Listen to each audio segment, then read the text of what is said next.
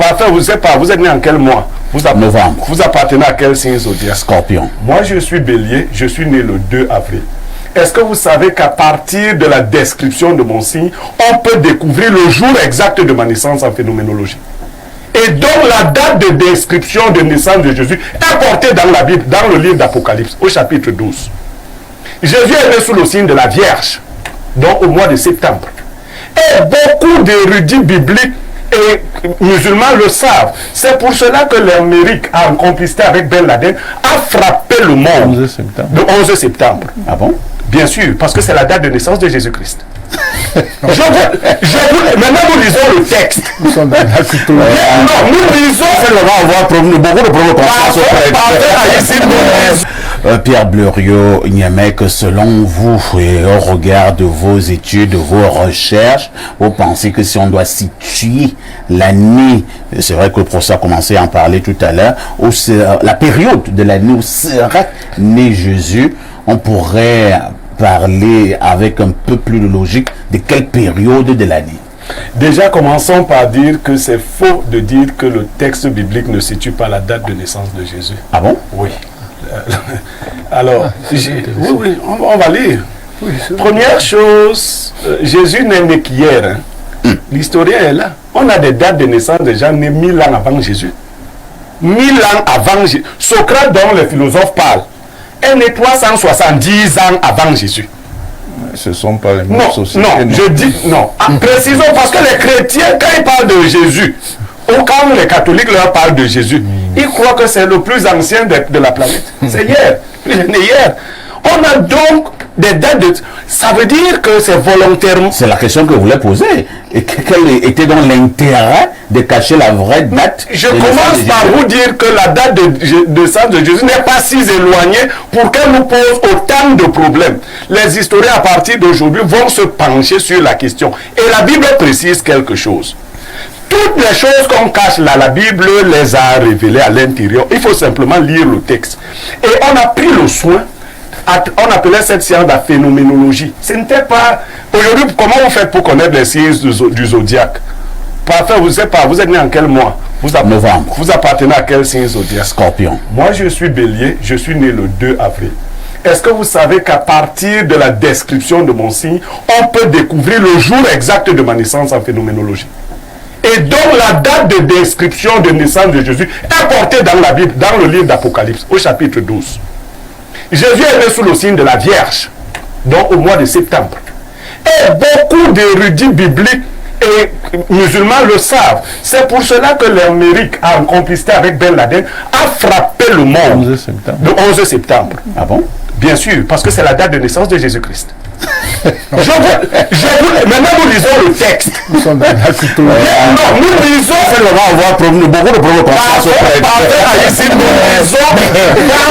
Lisons maintenant la Bible. Allez-y. Lisons la Bible. Allez-y. Un grand signe parut dans le ciel. Apocalypse chapitre 12. Une femme enveloppée du soleil. La lune sous ses pieds. Une couronne de 12 étoiles sur sa tête. Elle était enceinte et elle criait, étant en travail et dans les douleurs de l'enfantement.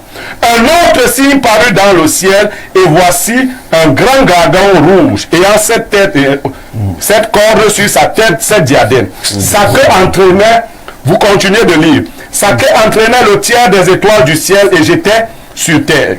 Le dragon se tint devant la femme qui allait enfanter, afin de dévorer son enfant lorsqu'elle aurait enfanté. Elle enfanta un fils qui doit paître toutes les nations avec une verge de fer. Et son fils fut enlevé vers Dieu et vers son trône. Et la femme s'enfuit dans le désert où elle avait ainsi tué. Vous avez tout le signe. Et pour ceux qui ont... c'est-à-dire le signe de la naissance. C'est Jésus-Christ qui est décrit là. Comment vous... Ce n'est pas dit. Non mais... Ce n'est pas dit là. Ça, c'en est. Mais écoutez. Je voudrais que vous ayez la Bible, professeur. Le verset 5 vous dit, elle enfanta, je lis la Bible, elle enfanta un fils qui doit perdre toute Oui, on a réagi, on a suivi. Alors, est-ce que vous avez besoin d'une autre herméneutique pour comprendre qu'il s'agit de D'ailleurs, Mikala, Alors, c'est que ce qui est lu là dans la Bible est un peu logique. Ça, c'est une herméneutique bancale. D'abord, Oui. bancale. Oui. Pourquoi? Parce que le livre de l'Apocalypse n'est pas un livre d'histoire. Apocalypse, même dans il dit que je vais encore revenir Et si je vois pas d'histoire, Oh là là. c'est un livre de révélation. Voilà, de la révélation. Alors, vous prenez une telle révélation pour des formules mathématiques. Vous faites un saut qualitatif. Non, qui lise d'abord le texte? Non, qui lise le texte? Vous faites Le texte parle de Jésus. qualitatif. Est-ce que le texte parle de Jésus? Alors, Pour lui, non. Écoutez, Non, il n'a pas dit non. On a suivi le Pas du Jésus. Attendez d'abord, laissez que le prêtre intervienne pour que les téléspectateurs nous comprennent mieux. Allez-y. alors, ce texte n'est pas un texte d'histoire pour dire qu'on va se baser sur ça pour situer la naissance de Jésus dans l'histoire. Alors, il y a une grande difficulté pour pouvoir situer la naissance de Jésus dans l'histoire. Pourquoi? Parce qu'on commence à s'intéresser à Jésus après sa résurrection. Donc, le texte de l'évangile est composé après la résurrection de Jésus. C'est après la résurrection de Jésus qu'on commence donc alors à revisiter ça. Ici, je suis très étonné que ce prêtre dise qu'on commence à s'intéresser à Jésus après sa résurrection. C'est l'évangile. La Bible parle de Jésus, de la Genèse jusqu'à l'Apocalypse. Et lorsque Jésus ouvre le livre d'Ésaïe en plein temple, il leur montre à l'intérieur d'Ésaïe qu'on parle de lui. Parfait, ici, j'invite le prêtre ici et d'autres à faire une lecture, je vais utiliser le mot ésotérique d'Apocalypse chapitre 12. Et ça, ésotérique. Oui, parce qu'en fait, beaucoup de signes, nous ne sommes pas là en histoire, la Bible a placé beaucoup de signes pour que les choses cachées soient révélées au moment opportun. Très bien. On lit les choses, les signes du temps et les astres et la lune et tout le reste permettent de détecter les choses qui se sont passées. La date de naissance de Jésus est bien connue. C'est compris. Je le précise encore, c'est au mois de septembre et c'est le 11 du mois de septembre.